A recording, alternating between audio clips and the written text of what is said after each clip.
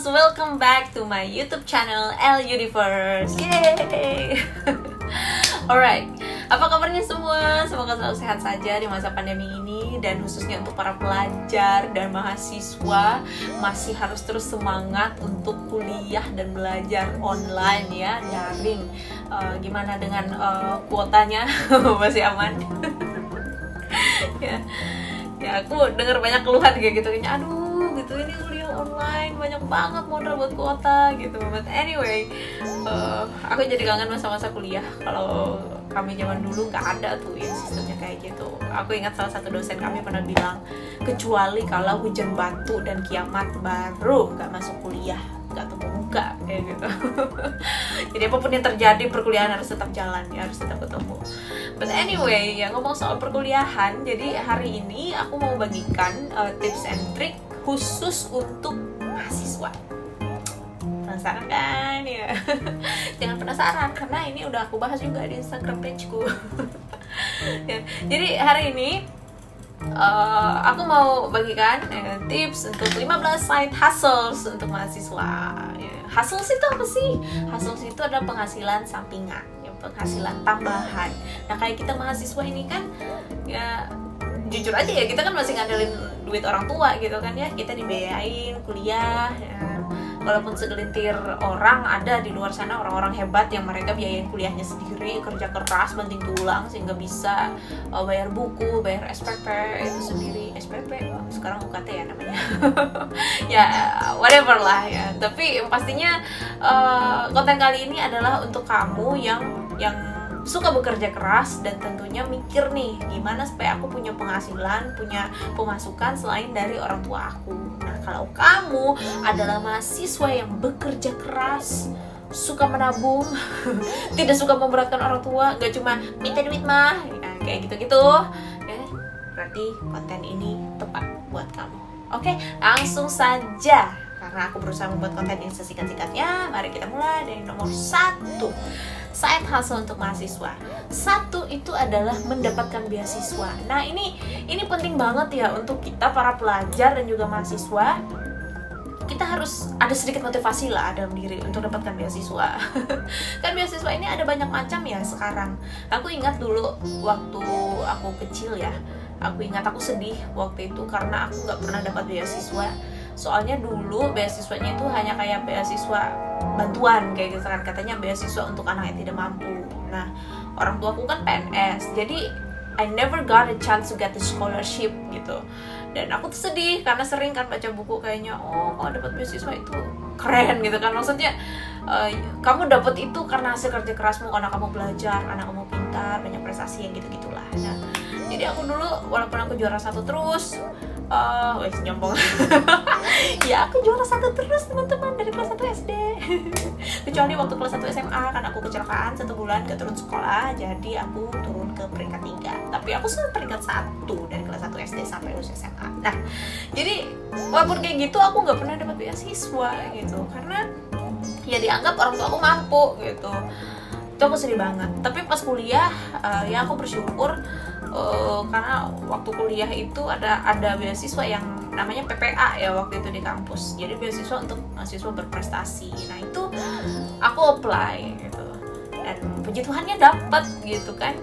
Ya, ini penting banget buat teman-teman semua, harus punya motivasi untuk dapatkan beasiswa.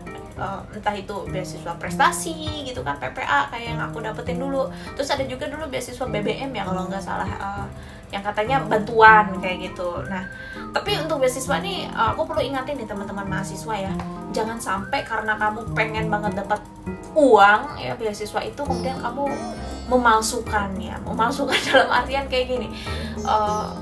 Sebenarnya mampu tapi dibikin harus ada surat tidak mampu, surat keluarga miskin gitu kan. Itu banyak kejadian gitu. Bukannya aku mendiskreditkan teman-teman yang dapat beasiswa BBM, tetapi ini untuk teman-teman yang sebenarnya dia mampu gitu, tapi karena pengen dapat beasiswa itu akhirnya beristilah kata orang itu bikin surat keterangan tidak mampu gitu. Nah, itu kan nggak benar ya. Maksudnya itu bagian punya teman-teman yang lain. Jangan sampai kita serakah ngambil yang haknya orang gitu karena kita pengen dapat uang. Kemudian yang kedua ini adalah ikut lomba menulis atau jadi kontributor di majalah atau koran. Nah, ini tips-tips ini berasal dari pengalamanku pribadi ya, maksudnya yang aku pernah lakuin kayak gitu. Jadi aku dulu suka juga lomba nulis gitu kan. Kalau dulu ya kan banyak nih kayak koran gitu kan, kolom-kolom yang bisa diisi. Nah, itu kita bisa kirimkan tulisan kita ke situ, kemudian kita dapat honor deh gitu. Jadi kamu yang suka menulis, kamu bisa ambil ini jadi side hustle kamu. Kemudian yang ketiga, bergabung di sanggar tari. Nah, buat kamu yang suka ngedance ya, mari mari TikTok. Aku nggak bisa TikTok. Ya, aku dulu bergabung di sanggar tari. Ini sanggar tari tradisional. Jadi kalau dulu itu kan bisa banyak job kayak gitu kan, dapat nari di acara wedding atau acaraan yang pokoknya membutuhkan tari-tarian tradisional lah kayak gitu. Nah, itu kita sekali nari itu bisa dapat 50.000 sampai 70.000, lumayan kan untuk mahasiswa. Dulu aja itu lumayan. Loh, sekarang kayaknya kalau nari bisa dapatnya udah banyak deh, ratusan ribu ya kalau nggak salah. Ups, sorry, tergoncang. Ya gitu. Jadi itu buat yang suka modern dance juga ya sebenarnya bisa juga kayak gitu. Cuma kalau dari pengalamanku kayak kita di Palangkaraya dan Kalimantan ini, tari tradisional itu punya potensi yang sangat besar untuk mahasiswa menghasilkan duit tambahan. Oke, kemudian yang keempat, ikut kelompok paduan suara atau menyanyi. Nah, ini juga buat kamu yang suka nah, yang kayak gitu-gitu. Kamu bisa ikut kelompok paduan suara, mungkin di kampus atau gereja mungkin, atau ya bikin grup nyanyi kayak gitu kan, kemudian bisa tampil di acara mana gitu kan, atau nyanyi di kafe ya boleh juga gitu kan, ya vokalis band, anak band. Itu juga bisa menghasilkan uang ya. Kemudian yang kelima, nah ini nih aku nggak tahu nih masih relevan atau enggak. Kalau zaman dulu tuh jualan pulsa itu adalah salah satu side hustle yang paling terkenal di kalangan mahasiswa. Soalnya dulu kan mobile banking itu masih belum menjamur ya. Kalau sekarang sih kita bisa isi pulsa tinggal gitu kan lewat mobile banking. Tapi kalau dulu jualan pulsa ini menjadi salah satu side hustle yang paling populer di zaman aku. Tahu kan, aku udah tua ya. Oke. Whatever. Nah, kemudian yang keenam nih, jasa cuci mobil atau motor. Nah, jadi pencucian, kayaknya sampai sekarang masih ya pencucian motor atau mobil kayak gitu. Nah, itu lumayan juga untuk mahasiswa bisa luangkan waktunya kemudian kerja di pencucian motor atau mobil kayak gitu. Kemudian yang ketujuh, jasa membersihkan rumah. Nah, ini juga ya, mungkin bersihkan rumah dosen atau bersihkan ya rumah orang aja biasa gitu kan, kayak kerja pagi misalnya nyapu, kayak beres-beres rumah kayak gitu. Itu banyak loh orang-orang yang nyari anak muda yang bisa kerja sambilan kayak gitu. Nah, itu lumayan juga, kayak bisa sampai 100.000 gitu kan seminggu. Itu dulu ya, sekarang kayaknya tarifnya lebih tinggi. Nah, kemudian yang kedelapan, ikut kompetisi atau show ambassador, menjadi putra dan putri ini itu duta. Ya, ini aku juga dulu sering banget ikut, dan jujur ya, dulu alasanku ikut pemilihan duta-duta kayak gitu adalah untuk mendapatkan uangnya. Jadi aku sama sekali nggak minat untuk jadi duta yang berdiri seperti ini. Itu aku nggak suka gitu, karena aku kan tomboy ya dulu. Tapi uangnya itu lumayan menjanjikan. Ya ada sih katanya kalau ikut pemilihan tuh harus lihat-lihat juga, jangan sampai modalnya lebih besar gitu kan, karena kamu harus kayak sewa baju, make up, on point dan sebagainya. Padahal hadiahnya cuma sedikit gitu. Nah, jadi buat kamu yang ngejar uangnya, gak usah ikut pemilihannya kayak gitu. Kecuali kalau kamu memang pengen eksis di dunia perputrian. Oke, kemudian yang ke-9, mengajar les. Nah, ini dia, khususnya untuk mahasiswa-mahasiswa jurusan keguruan ya. Kamu bisa ngajar les, entah itu privat atau kamu kerja di bimbel.